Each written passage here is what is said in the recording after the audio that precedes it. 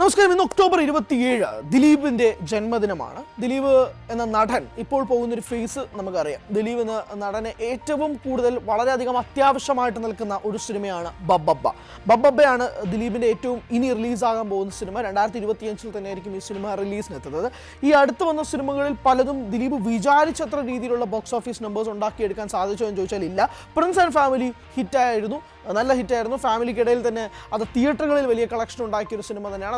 അതൊരു hit cinema തന്നെയാണെന്ന് തർക്കമൊന്നുമില്ല. പക്ഷേ എന്നാൽ പോലും ദിലീപിന് അതിന് കുറച്ച് മുൻപത്തെ വർഷങ്ങളിലൊക്കെ തന്നെ ബോക്സ് ഓഫീസിൽ വേണ്ട രീതിയിലുള്ള വിജയങ്ങളൊന്നും ഉണ്ടാക്കിയെടുക്കാൻ സാധിച്ചിട്ടുമില്ല. ഇപ്പോൾ ബാന്ദ്ര എന്ന സിനിമ ഇതുവരെ OTT ഡീല് പോലും ആയിട്ടില്ല എന്നുള്ളതാണ് വസ്തുത. അതിന് മുന്നത്തെ സിനിമകളിലും ബോക്സ് ഓഫീസ് പരാജയങ്ങൾ ദിലീപ് സിനിമകളെ വേട്ടയാടിക്കൊണ്ടിരുന്നു. അങ്ങനെ ദിലീപിന് ഇപ്പോൾ കിട്ടിക്കൊണ്ടിരിക്കുന്ന ഏറ്റവും വലിയ പ്രൊമോഷൻ, അല്ലെങ്കിൽ ദിലീപിൻ്റെ കരിയറിൽ തന്നെ ഇപ്പോൾ നിലവിൽ നിൽക്കുന്ന ഒരു സാഹചര്യത്തിൽ ബബ്ബബ്ബ എന്ന സിനിമയ്ക്ക് വേണ്ടിയിട്ട് അത്രയധികം രീതിയിലാണ് ജനങ്ങൾ കാത്തിരിക്കുന്നത്. ദിലീപ് എന്ന നടൻ്റെ കംബാക്കിന് വേണ്ടിയിട്ട് ആളുകൾ കാത്തിരിക്കുന്നത്. ഇതിനകത്ത് നമുക്ക് പല വേർഷൻസ് സംസാരിക്കാനുണ്ട്. പോയിന്റ് നമ്പർ 1, ബബ്ബബ്ബ എന്താകും എന്നുള്ളതാണ്. ബബ്ബബ്ബ ട്രെയിലർ അല്ലെങ്കിൽ അതിൻ്റെ ടീസർ ഇറങ്ങിയതിന് ശേഷം വലിയ രീതിയിലുള്ള ഹൈപ്പ് ജനങ്ങൾക്കൊട്ടാകെ തന്നെ എത്തിയിരുന്നു. വിനീത്, ധ്യാന്, ദിലീപും കൂടെ ഒരുമിക്കുന്ന ഒരു സിനിമ. അതോടൊപ്പം തന്നെ മോഹൻലാൽ ആ സിനിമയിൽ അഭിനയിക്കുന്നുണ്ട്.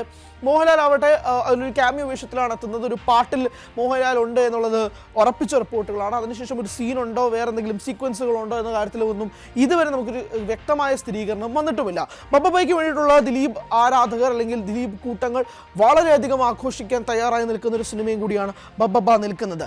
ഇനി അങ്ങനെയാണെങ്കിൽ ദിലീപിൻ്റെ കരിയർ ഇനി എങ്ങോട്ടാണ്? 2025 എന്ന വർഷം ദിലീപിനെ സംബന്ധിച്ചിടത്തോളം വളരെ നിർണായകമായ ഒരു വർഷമാണ്. നമ്മൾ ഇതിൻ്റെ കേസിൻ്റെ കാര്യങ്ങളോ അല്ലെങ്കിൽ ദിലീപ് ഇപ്പോൾ പൊയ്ക്കൊണ്ടിരിക്കുന്ന പ്രശ്നങ്ങളെക്കുറിച്ചോ ഒന്നുമല്ല നമ്മൾ സംസാരിക്കുന്നത്, സിനിമ മാത്രമാണ്. ദിലീപ് എന്ന നടൻ നമുക്കറിയാം 2000-ലൊക്കെ ദിലീപിൻ്റെ ഒരു സുവർണ്ണ കാലഘട്ടം തന്നെയായിരുന്നു അല്ലേ. നമ്മുടെയൊക്കെ പലരുടെയും ചൈൽഡ്ഹുഡൊക്കെ മെമ്മറബിൾ ആക്കിയ നടൻ, എത്രയോ റിപ്പീറ്റ് വാല്യൂ ഉള്ള സിനിമകൾ ഇറക്കിയ നടൻ.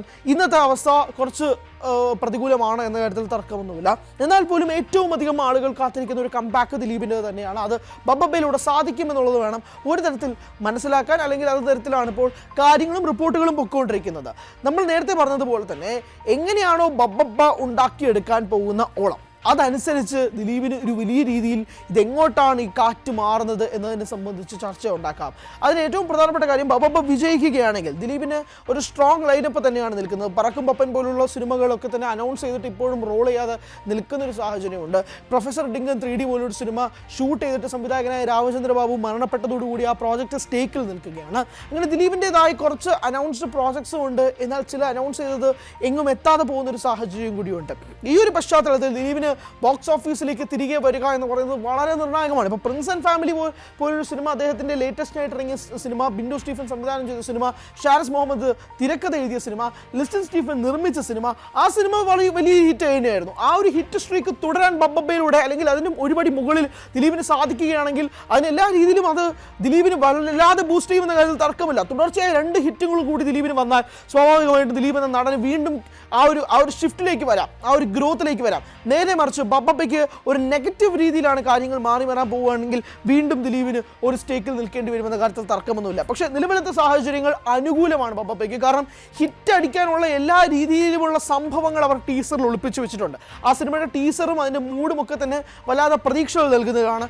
ആൻഡ് ധ്യാൻ പറയുന്നത് പോലെ ഒരു ചെറിയ നടൻ കൂടിയുണ്ട്, അത് നമ്മുടെ സാക്ഷാൽ മോഹൻലാൽ തന്നെയാണ്. മോഹൻലാൽ ഈ സിനിമയ്ക്ക് വരുമ്പോൾ അതുണ്ടാകാൻ പോകുന്നൊരു ഹൈപ്പ്, മാർക്കറ്റ്, മാർജിനുകൾ അതെല്ലാം വലിയ വലിയ രീതിയിൽ മാറിക്കൊണ്ടിരിക്കുകയും ചെയ്യും. അങ്ങനെ ദിലീപിന് സത്യം പറയുകയാണെങ്കിൽ നിലവിൽ ഏറ്റവും വലിയൊരു ട്രംപ് കാർഡ് തന്നെയാണ് ബബ്ബബ്ബ എന്ന കാര്യത്തിൽ തർക്കമില്ല.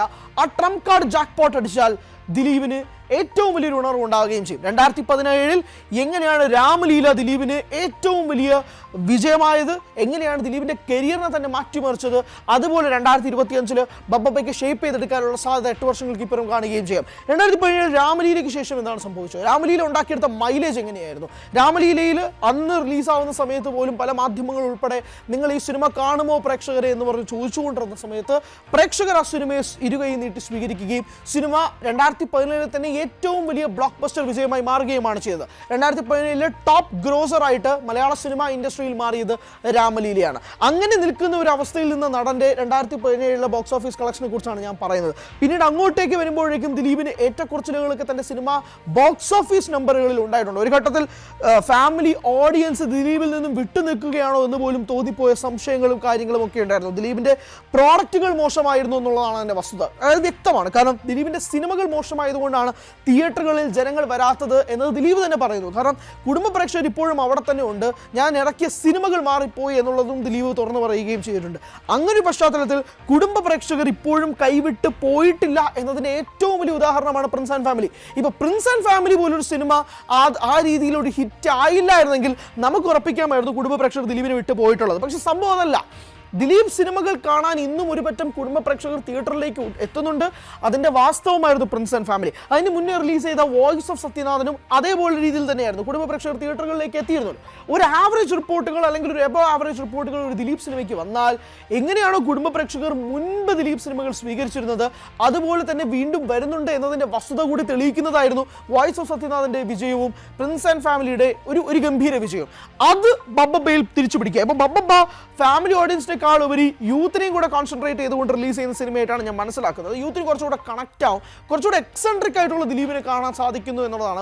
ഒരു ഇളകി മറിഞ്ഞ ഒരു ഫുൾ ഷോ, ഒരു വൺ മാൻ ഷോ എന്നൊരു ദിലീപിനെ ഈ സിനിമയിലും കൂടെ കാണാൻ സാധിക്കുകയാണെങ്കിൽ ഒരു പുതിയ വേർഷനാണ്. ഇപ്പോൾ ദിലീപ് തന്നെ പറഞ്ഞിരുന്നു പല സിനിമകളുടെയും ഇടയിൽ വളരെ വിഷാദനായിട്ട് ദിലീപിനെ കാണാൻ സാധിക്കുന്നുള്ളതാണ്. അതൊന്നുമല്ലാതെ വളരെ എക്സെൻട്രിക് ആയിട്ട് ട്രെയിലറിലോ അല്ലെങ്കിൽ ടീസർ നൽകുന്ന സൂചനയും കൂടിയാണ്.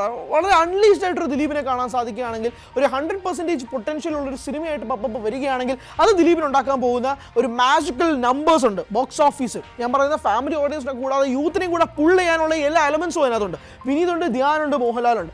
അങ്ങനെ പല പല എലമെൻസും ഈ സിനിമയ്ക്കകത്ത് വരുന്നുണ്ട്. ബാലു വർഗീസ് വരുന്നുണ്ട്, അശോകനുണ്ട്, അങ്ങനെ ഒരു പറ്റം ആളുകൾ, സാൻഡി മാസ്റ്റർ അഭിനയിക്കുന്നുണ്ട്. അങ്ങനെ ഒരു വിഭാഗം ആളുകൾ തന്നെ ഈ സിനിമയിൽ കാസ്റ്റിലുണ്ട്. ആൻഡ് ഇതിൻ്റെ പ്രൊഡക്ഷനും ഗോകുലം ഗോപാലനാണ് നിർവഹിക്കുന്നത്. ധനഞ്ജയ് ശങ്കറാണ് ഇതിൻ്റെ സംവിധാനം.